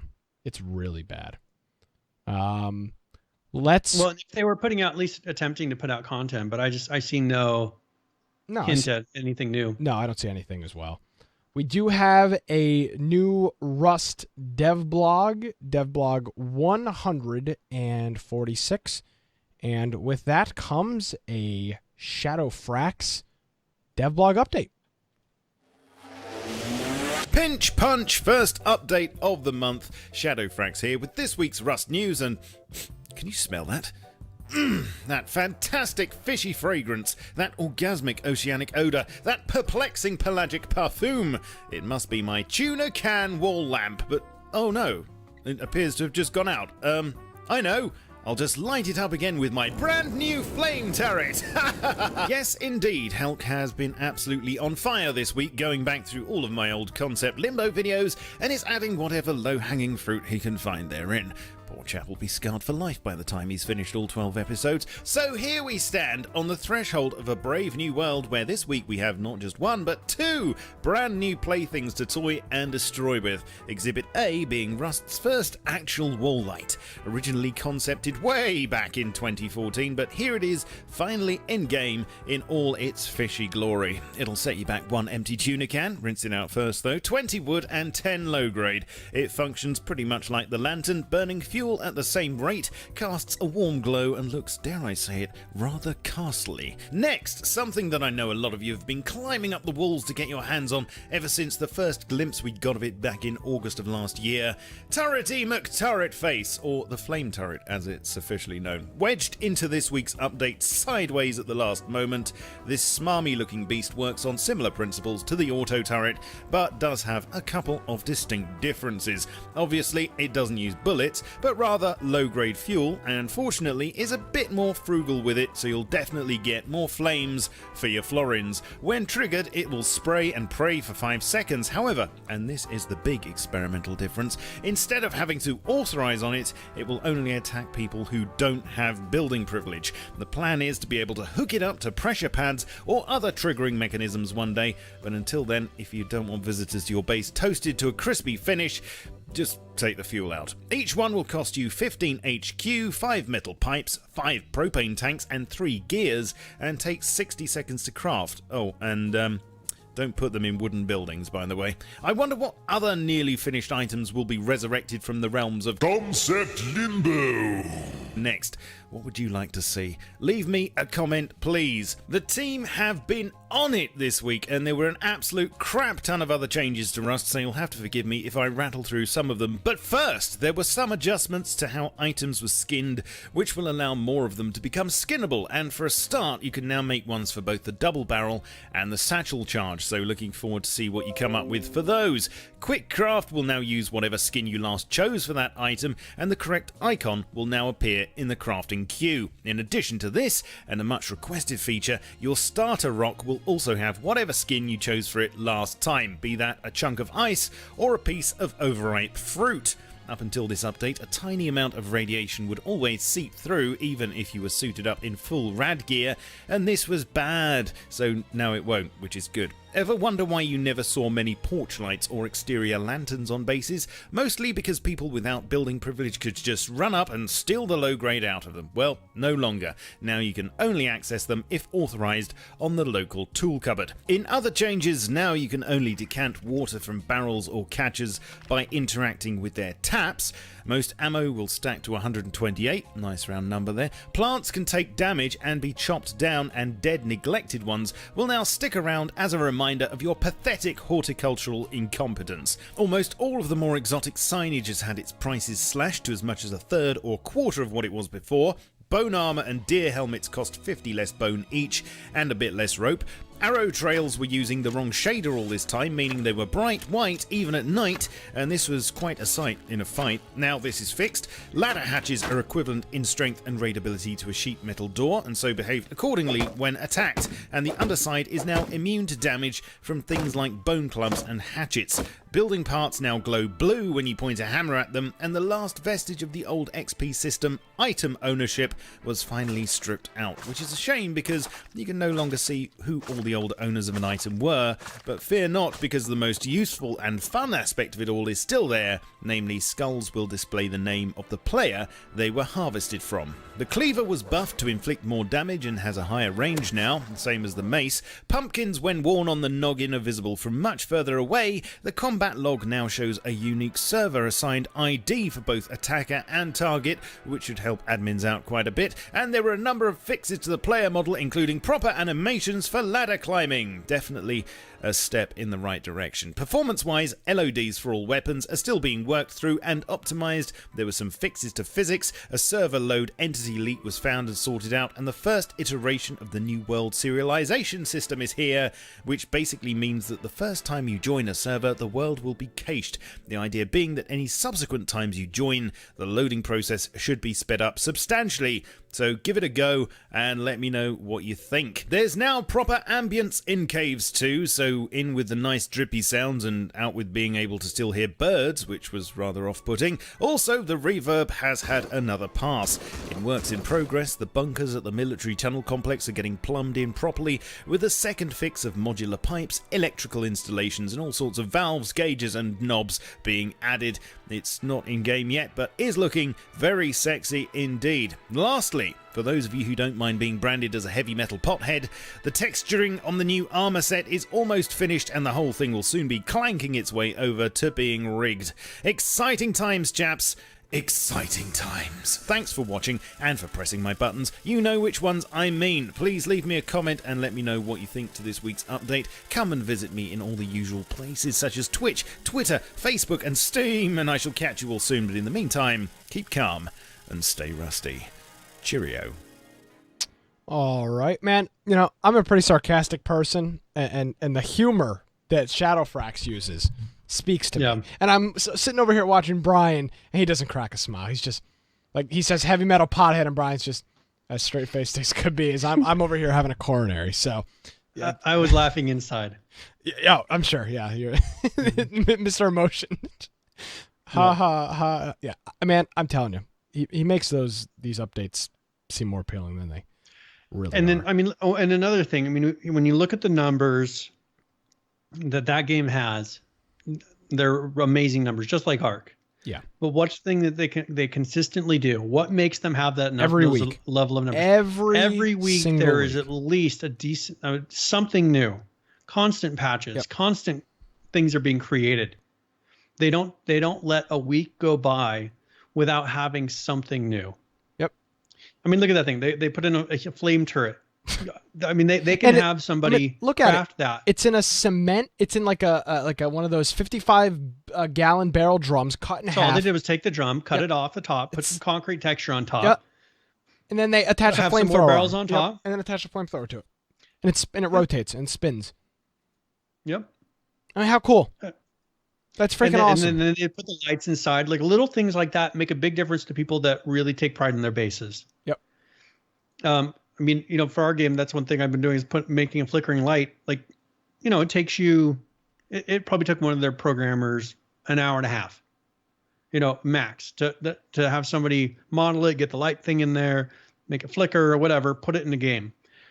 But that makes a huge difference to the players. Yes. Little things like that. When a game company takes the time to focus on that and put those things in the game, when, in their meetings, they could say, well, that's not important. We don't need to have that in there. Why would we waste time? Those are the type of things that people notice. Little things like that. Like, oh, that's cool. I'm going to put that in my base. So at night it lights up. I don't know. I don't understand why more don't do things like that. Like take some of the, like he was talking about low hanging fruit. You put some of that stuff in there. Yeah. Like everything doesn't have to be some huge thing. I'd rather have a bunch of those little things than one mid-sized patch every 3 months. I agree with you wholeheartedly, 100%. So that's Rust. Some cool stuff with Rust, and we will keep our eye on that. Transitioning over to Unturned, we do have some new stuff with Unturned. Again, another game. Look at how many people are currently playing it. Why are those people playing it? Because there's an update every single week. Every single week there's an update with Unturned. And with this one, and that's the thing we were talking about. It doesn't have to always be something huge. No, this isn't a big update. I mean, here we go. Vehicle changes. All vehicles now spawn with a battery. The battery charges while the engine is running and drains down if the headlights and or sirens are left on with the engine off, like a real battery would. If your battery runs out while driving, the horns, headlights, and taillights and sirens will stop working. If the battery is dead when entering the vehicle, the ignition will not function. You can remove the battery in the vehicle context menu and add one by using a replacement found at the mechanics and gas station. So now they've got like essentially a realistic battery system, one that works like a real battery system. Your car battery dies. If you leave your headlights, you don't have sirens on your car, I don't think. But if you leave that stuff on, your battery dies. So they added the vehicle battery, added the battery charge required to use headlights, sirens, and horns, added the ability to steal the vehicle battery to disable the ignition, added a new car tire, added the ability for weapons and caltrops to damage car tires, added the use So water. those are the things that you, like police officers will throw on the road to like roll them out on the road that will pop tires as you go by. Yeah, spike strip. Spike strip. Yep. Use water height transparent sort flag for transparent objects above or below water, added death cause options to kill volumes, and then finished most of the Hawaiian cosmetics and skins. One thing, a caltrop can also be like if you make a little, they can be individual little things that are sparked, like spiked edges. Oh, okay. That you'll put two things together. You can throw out like a bucket of them onto the road as well. That would also be considered. Gotcha. Same thing. Cool. That's probably what they're talking about. I'm assuming that's what they're throwing in games is you can place things to pop people's tire on the road. Yeah, which randomly. that game's already got enough of that stuff going on. So that will only add to the chaos that will ensue. But I mean, there you go. Not a big patch. Improved loading screen to pick random images from the screenshots folder. I mean, that's not anything big. Improved server info on the screen to show the game mode. There's nothing big in here. Yeah. There's nothing big in here. So, but again, why are people playing it? Because they're consistent. Consistent. Yep. It's just the way it is. Yeah, and I mean, that's the thing. I like the game has so much, and this is one of the things that just surprised me after we started playing it more, was how much content and how much depth it actually has. I mean, it has that Minecraft look. Yep. But if you look at the amount, he's got helicopters and boats and just the amount of depth that's in that game, it's gotten way more depth than like something like H1Z1, or even I think Miscreated, as far as things that you can do. It looks simple, but it's got a crazy amount of just content in the game that until you go in there and start looking around and actually finding things. And it's a very, very difficult survival game. Yeah, but that's the thing is zombies kill you pretty easily. That's the thing. You look at the game and originally, like you just said, Brian, oh man, that's lame. Minecraft, Legos, not interested. This is a hard freaking core survival game. I don't care what, if you say otherwise, you're an idiot. Because it is. It's a hardcore survival game that just doesn't look super realistic. But that's the difference. So, props to them. Props to him, I should say. And it's one guy. Yep, one guy. It's pretty crazy. That's pretty incredible. Yes, it is. All right, so do we want to jump into some of the forest? Sure. We had 2 patches. The forest's patches are not.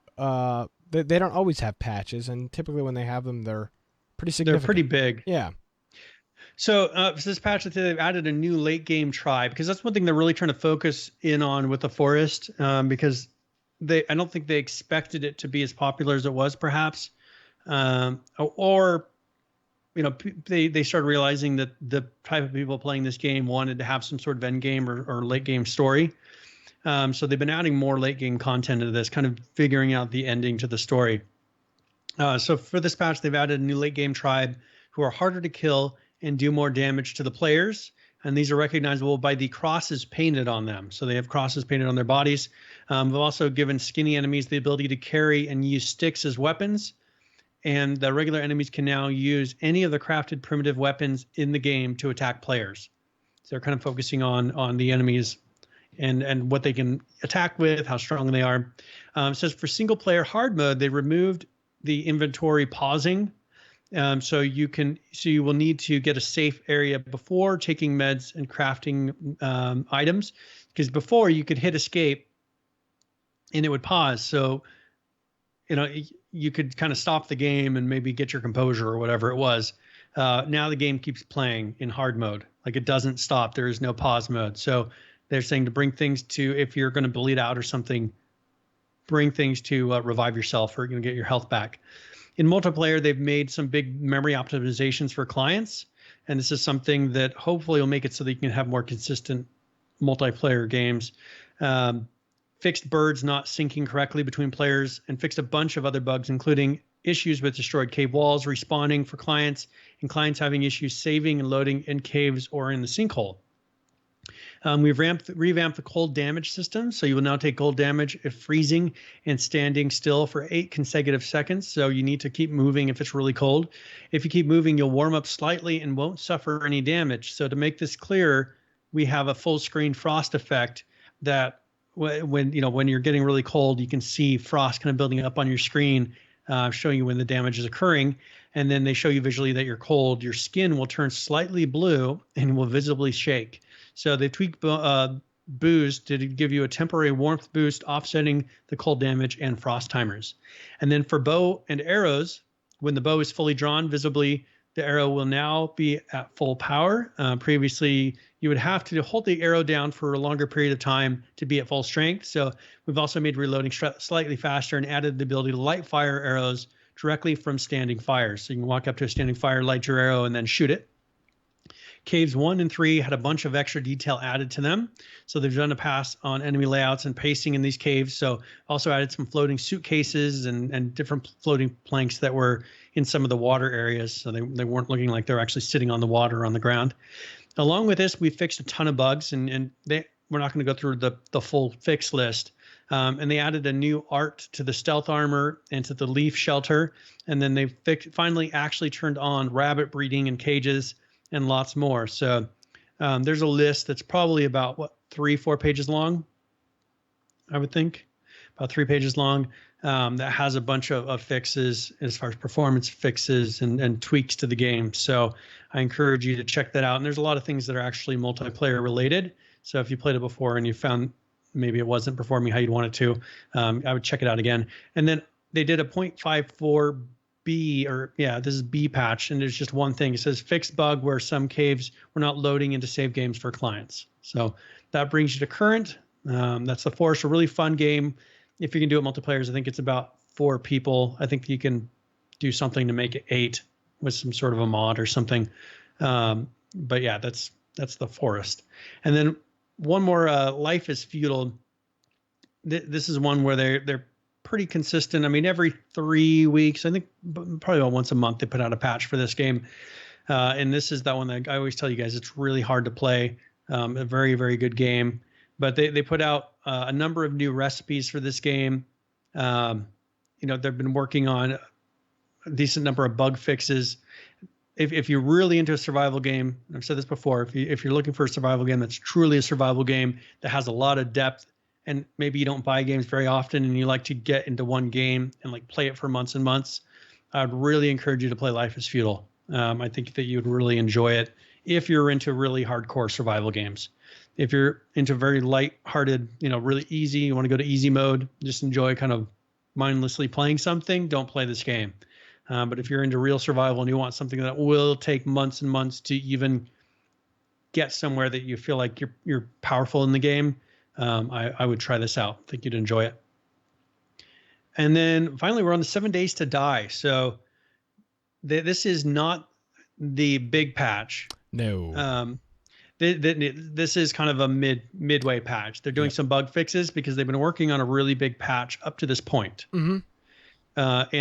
And I think that they probably had some things that they knew they had to address, some fixes they came up with, and they're like, well, let's not wait till the real patch. So this is 15.2. This is not Alpha 16. And they do talk about the number of concurrent players, which are you going to be going into that, I think, after this? Yes, right? Of course. So they make a comment about being happy with their concurrent players, and Nick will go into that. And they give an update here about Alpha 16. It says, folks, we're trucking along with Alpha 16, which could last through the end of March. So main planned features include, so this is going to be maybe up to 2 months away. Electricity system with generators, battery banks, solar banks, lights, switches, relays, trigger systems, and melee traps, arranged traps, and more. Painting system, which we're talking about with, it says it has 128 unique textures that you can put in there, and you can pretty much paint buildings to look how, whatever style you want them to look, make them brick or whatever you want to do. Random gen beta version, which includes city, town, and rural zoning, rivers, caves, and a bunch of other new locations. Sleeper zombie system, where locations have sleeping zombies inside.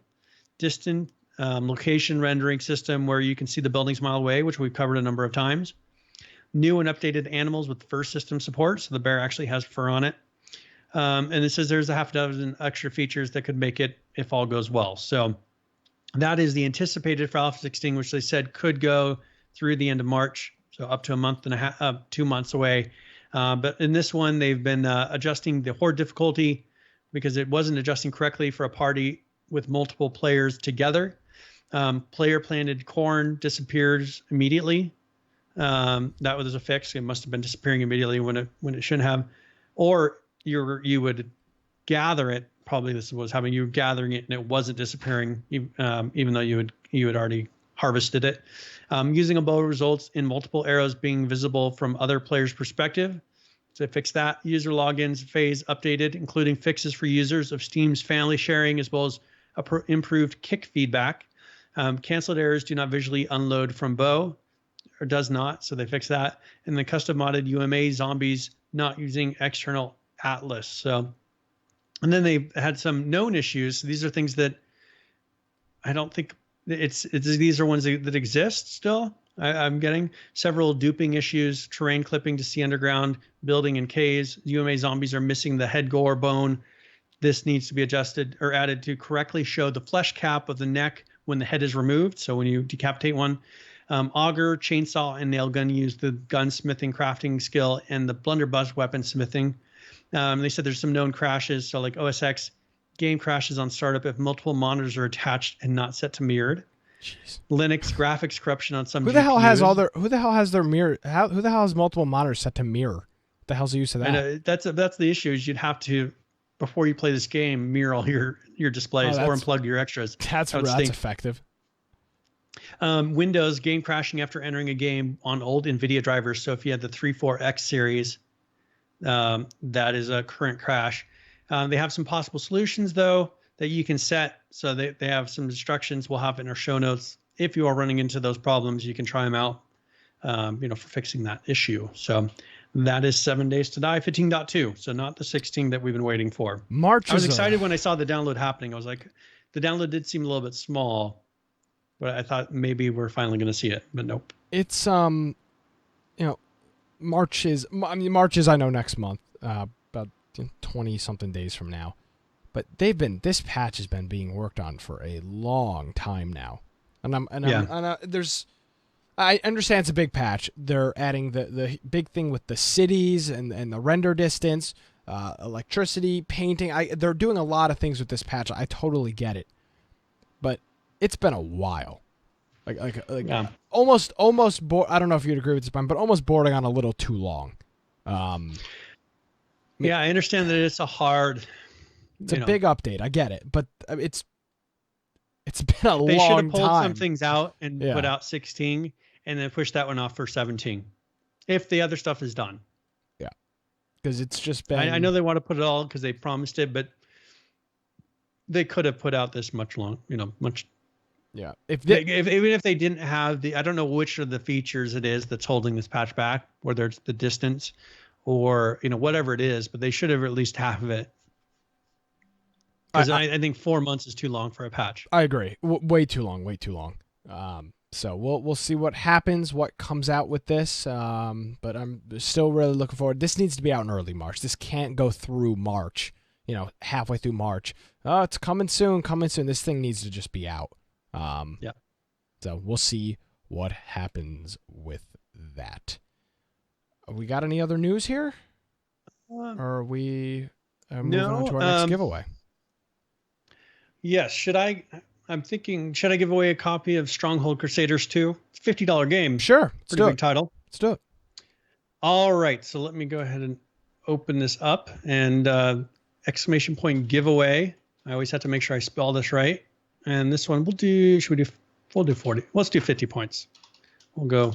People should be listening for an hour by now.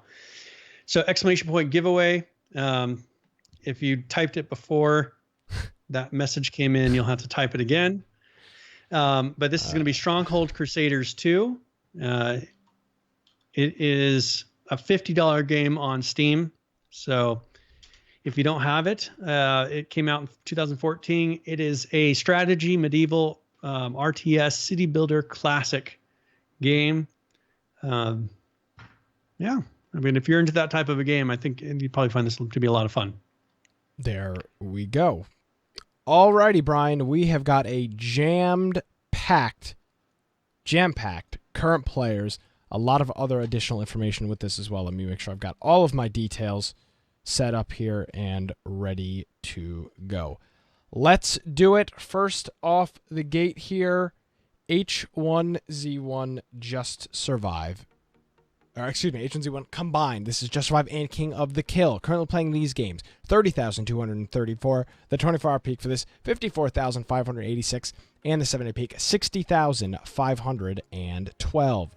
Currently playing H1Z1 Just Survive. 2,984. The 24-hour peak for this, 5,034. And the 7-day peak, 5,867.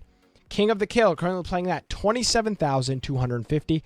24-hour peak for this, 49,552. And the 7-day peak is actually the all-time peak for King of the Kill. Currently playing this, 54,000. excuse me, 7-day peak, 54,645. That is the all-time peak since H1Z1 split into Just Survive and King of the Kill. Great numbers with that. And, of course, Ark. Currently playing that 48,505. 24-hour peak for this, 78,039. And the 7-day peak, 101,035 players. That's an unreal number. That was 2 days ago. Unreal. Rust, currently playing that 30,958. 24-hour peak for this, 49,205. And another game. This is the all-time peak 3 days ago, 68,216. So we had 3 of the games that we cover all hit their peak concurrent players this weekend. Pretty unbelievable with that. Miscreated, currently playing that 1,606. The 24-hour peak for this, 2,512. And the 7-day, 2,751. 7 Days to Die, currently playing that 9,490. The 24-hour peak for this, 11,313. And the 7-day peak, 15,999. Oh, they came really close to 16,000. Yes, they did. And Conan they're wishing they had that one more. Exiles, currently playing that 27,600, even with the official servers Not offline. bad for no servers. Currently, the 24-hour peak for this, 41,483, and the 7-day peak, which is the all-time peak, 53,311. That brings us up to date with current players. That's the latest. I don't know what happened this weekend with games, but H1Z1 King of the Kill, Ark Survival Evolved, and Rust all had their their all-time peaks, which is crazy. Weird. I mean, you would wonder why in February, beginning week of February. College kids are back at school. You would think Christmas, Thanksgiving, Easter. They probably know that Valentine's Day is coming up, and their wives aren't going to let them play video games next week, so they got to get it all in this week. Who knows? This Ark number, 101,000. 101,000. It's. I'm sure that was not even a thought of people at the company when that game launched. Nope. Absolute insanity with that. Congratulations to them, and all these other games that are hitting. But we kind of poo-pooed on H1Z1 for a while. But again, people are playing the game. They haven't done a patch in a month. People are still playing. So most people are playing King of the Kill though. Yep, exactly. Which is fairly stable. Yes, I mean for what it is. Oh, totally, without a doubt. I mean, if you don't mind weird things happening, crashing out, losing a game because something went wrong every once in a while, which doesn't happen every game, that's fine. It's not a competition level, and we've gone over that before. It's definitely not stable like CSGO and these other games are, to where you can get consistent. But, for what it is, there's not major problems with it right now. Yeah, so I think that's where most of their numbers are. All right, so let's go ahead and go into Tip of the Week. Tip of the Week's where I will either talk about a specific game or maybe we'll go into gaming in general. But this is going to be specific about Conan Exiles. So this is Tip of the Week.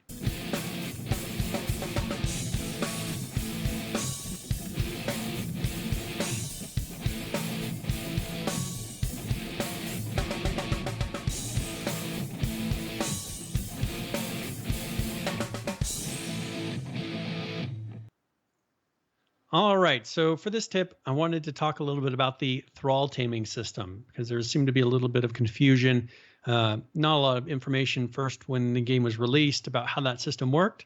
So in the game, you're able to tame thralls that will help protect your base, or they'll help you to access special items that you can use, craft because of those thralls. So as far as melee, there's a couple different kinds. You have the melee, and then you have a ranged type of thrall, so they'll shoot with bows. And you can place those to stand anywhere around your base that you choose. So perhaps you want to create a archer's tower. You can have maybe some gates or something around your base, and you can place a couple melee thralls around there. The AI still needs to be worked on some, but if something comes up, they usually will run up and start attacking, or with the ranged one, they'll start shooting arrows at whatever it is.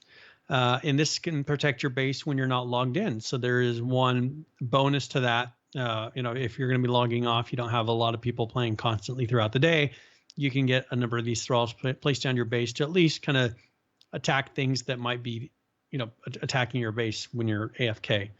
Then also to get this, you need to actually one more type is the dancer. The dancer will remove corruption and also help provide health regen at your base.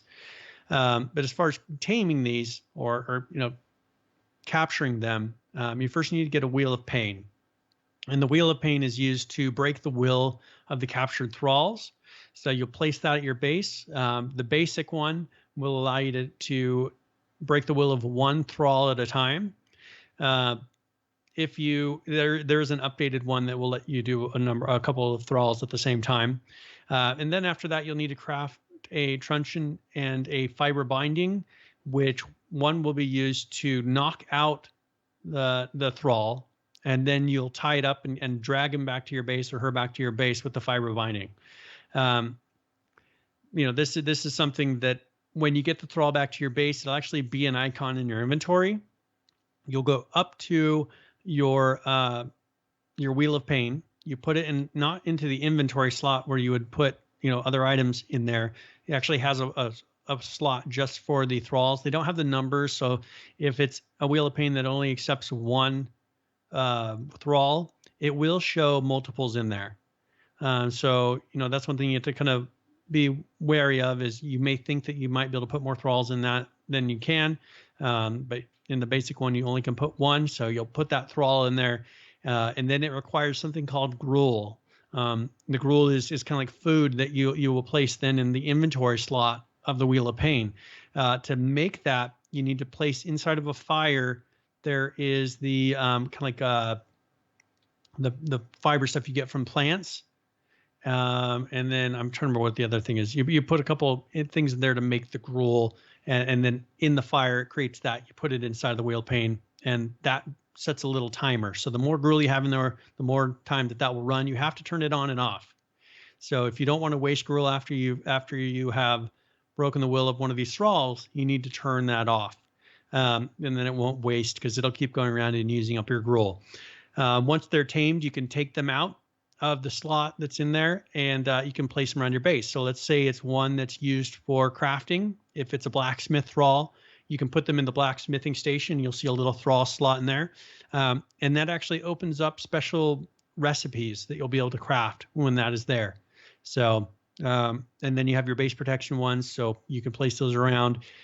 And I'm not sure the limit yet of how many thralls you can have at your base. I don't know if there is a limit, but yeah, they're very helpful.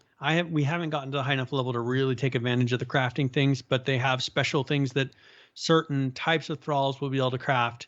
So even if there's a difference between like a regular blacksmith thrall and then a specialty thrall that might be able to make a special type of weapon. So I encourage you to go get some of those, and hopefully we'll be experimenting more with this as we play a little bit more and get to see the real benefit of some of those extra thralls. Because like we haven't gotten a dancer one yet. We got a blacksmithing one, but we weren't a high enough level, I think, to get the recipes for it. So we will see that. And then that is tip of the week. A bunch of tips in there, but all related to one thing. Cool stuff. Thank you very much, Brian. Yes. All right. So we don't want to do this last giveaway. Let's do it. All right. Bloodcore 91. Congratulations, Bloodcore. So I will send you guys messages for these two things here in a little bit. And look in your other, because it'll probably show up in your other messages folder, because that's just, for some reason, that's what Twitch does. Yes, of course. We are going to PAX East 2017 in Boston, Massachusetts. In less than 30 days, Brian will be touching down in Boston. I will be on the road trip of a lifetime with Jake Sombrowski out to Boston. That'll be exciting. It's going to be great. I'm really looking forward to it. No shotgun. Well, yeah, great. You guys can fight over that. I call it first. There is my witness. 30 days to that. Head on over to infectionpodcast.com/PAX, PAX. If you feel so inclined to do so. Every penny helps. We are going all out with this trip. We're putting a lot of time, effort, and money into this to make this the best experience possible for you, the viewers. So we've got a lot of cool stuff coming up with this. Yeah.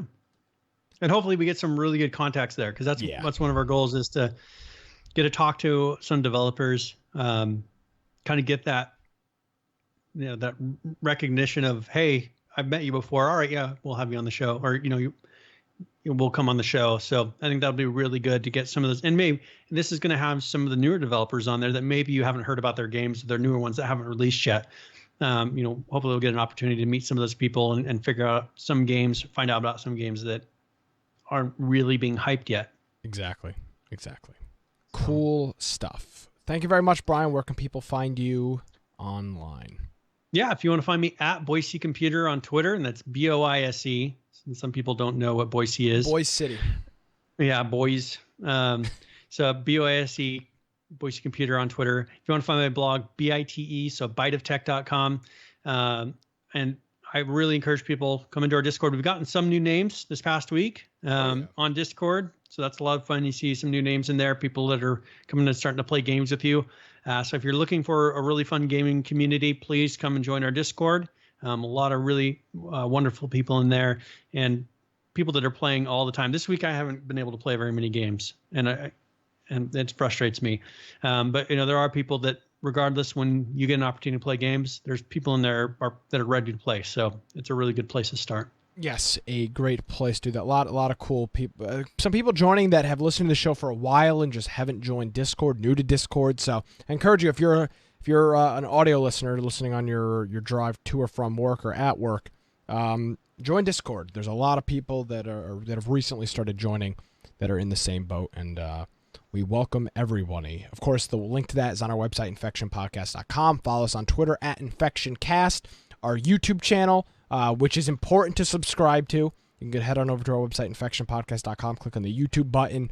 It's going to be important. Come PAX, all the content will be uploaded there. And then, of course, our game of the week. Yes. First, our Steam group, and then our game of the week. Go ahead, Brian. What are we playing? All right. So we decided we're going to play some Overwatch. It's been a while. Because there's some other games that we could play, but we've played them somewhat recently. So I figured we could get some Overwatch in. This game that a lot of people have. It's very stable, a lot of fun. We don't have to worry about it crashing out. And then as some of these other games get more stable, or we get a little more time since the last time we played them, we'll kind of rotate some of these other ones through. And I don't think anybody's ready to play H1Z1 yet. Yes, exactly. So we'll wait a little while. So yes, we will play some Overwatch this Friday, 9:00 Eastern.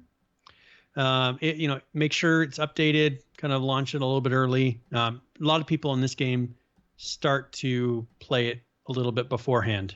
So if you show up half an hour, 45 minutes early, I'm sure people will already start. I'm sure. We'll see you Friday night for that. Thank you very much, Brian. We'll see you next week on Monday. Remember, we'll be doing the show next Monday. So you can do something for Valentine's Day. No with your excuses. No excuses. We'll see you next Monday. That will be Monday, February 13th at 7 p.m. Eastern, right here on our Twitch channel, twitch.tv/Infection Podcast. And then we'll be back Tuesdays after that, leading up until PAX. You can follow me on Twitter at Nicholas M. Craig. If you're interested in gaming, geekiness, and more, check out The Crummy Show at crummyshow.com. If you're interested in news and politics, check out Against the Norm at atnshow.com. Folks, that's going to do it for another episode of Infection. Thank you for tuning in. We'll see you next week.